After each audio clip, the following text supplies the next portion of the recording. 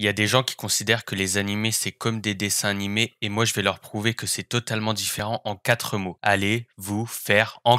Eh mais tu nous as pas dit pourquoi c'était différent. Oh l'espèce de... Je vais te...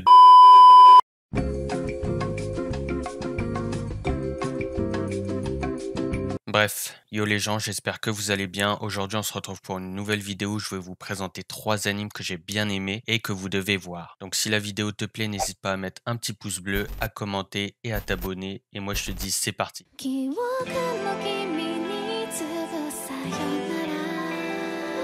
On commence avec Just Because, c'est un slice of life. Oh, my accent English est bien. C'est l'histoire d'un lycéen qui s'appelle Eita Izumi et qui va revenir dans sa ville natale après avoir vécu 4 ans à Fukuoka. À l'époque, il a dû déménager car son père avait été muté. Là, il est revenu car son père a encore été muté. Il va revenir à quelques semaines de la fin de l'année et donc ça va être un moment important pour ces lycéens entre l'orientation et surtout les examens de fin d'année. En arrivant dans son nouveau lycée, il va retrouver Mio Natsume et Haruto Soma, et je ne parle pas de Soma de Food Wars, mais que tu es drôle, qui étaient camarades au collège et qu'il a perdu de vue dû au déménagement. Je vais d'abord vous dire 2 mots sur l'opening que j'ai plutôt apprécié, que ce soit auditivement ou même visuellement. Je vous conseille de le regarder au moins une fois. Comme je l'ai dit au début, c'est un slice of life, donc c'est un anime chill qui s'apparente à la vie réelle. Il va pas y avoir de combat ou même de monstres, vous êtes donc prévenus. On suit des lycéens en dernière année de lycée qui vont devoir faire des choix, on peut donc un peu s'apparenter à eux. Enfin, pas pour les lycéens de nos jours à cause du coronavirus. Moi personnellement, j'ai pu m'apparenter à eux car j'ai eu une période de lycée plutôt normale.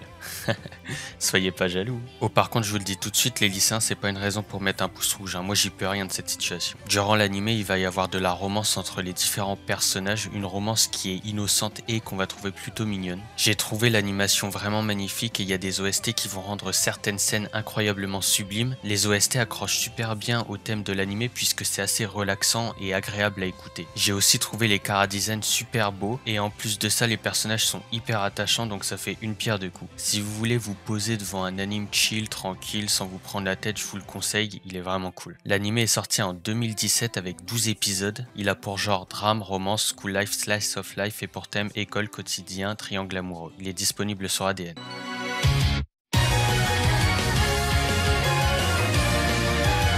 On va maintenant parler de Keishko Gaku no Juliette, ou sous son autre nom, Roméo versus Juliette. Celui-là, je l'ai vu il y a un moment quand même. C'est une comédie romantique qui est inspirée de l'œuvre de William Shakespeare. Je vais vous mettre dans le contexte. Il y a 2 pays, un qui se nomme l'État de Towa et l'autre le duché de West, et qui s'entendent pas très bien. L'autre, il a pas voulu partager son Kinder Bueno.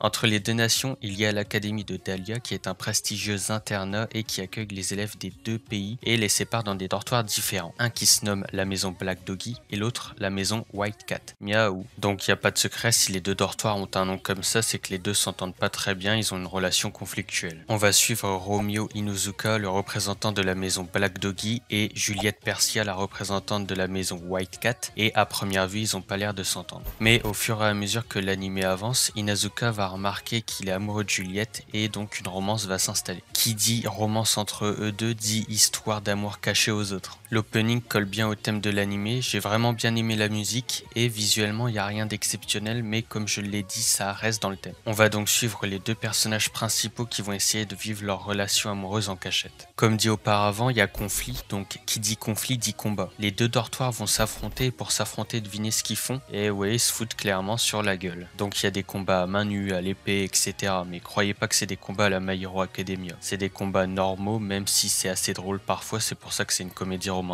Les 2 personnages principaux sont assez attachants, Romeo est plutôt badass en plus de ça. L'animation est assez propre avec des chara-design que j'ai bien aimé. C'est une comédie romantique, donc il y a des scènes qui sont plutôt drôles et d'autres scènes plus sérieuses avec de l'action ou même de la romance. L'anime est sorti en 2018 avec 12 épisodes. Il a pour genre action, comédie romantique, slice of life et pour thème amour, école, quotidien. Il est disponible sur Amazon Prime Video.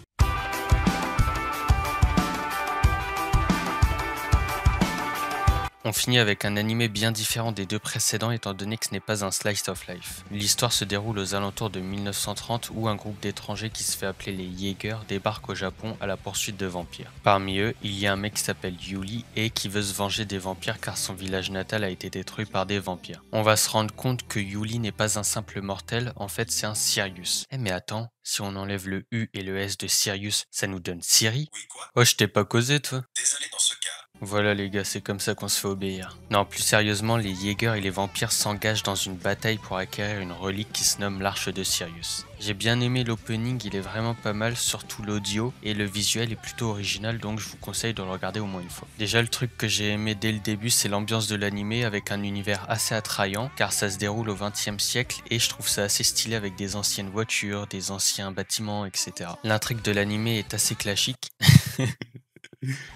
Je suis passé chez Shosh. Je suis passé chez... Oh, et puis merde. Donc je disais, l'intrigue de l'anime est assez classique. Ce qui est dommage, c'est que les autres personnages, les autres Jaegers, ne sont pas assez développés comparé à Yuli et se laissent facilement disparaître. J'ai quand même bien attaché au personnage principal qui est plutôt badass, même si c'est un personnage assez cliché. J'ai trouvé l'animation vraiment propre avec des chara-design vraiment stylés, surtout les Jaegers car c'est des étrangers donc ils sont différents des autres personnages. Et il n'y a rien à dire sur les combats, ils sont assez clean. Aussi un point important qui a rendu l'anime plus réaliste, c'est le racisme. Enfin c'est pas vraiment du racisme, mais quand les Jaegers sont arrivés au Japon, ils ont été vus d'un mauvais œil. Et en plus de ça, un japonais a fait une remarque sur un des Jaegers qui est noir. Ça a permis vraiment de donner du réalisme à l'anime car au XXe siècle, c'était quand même assez sensible. Les étrangers pouvaient pas se balader comme ça dans tout le monde. Les relations étaient assez tendues entre les pays, même si au final, ça reste un peu la même chose de nos jours, mais c'est un peu plus démocratisé. Donc si tu veux te poser devant un anime avec une belle animation, de beaux combats et une histoire assez intéressante, je te conseille vraiment cet anime.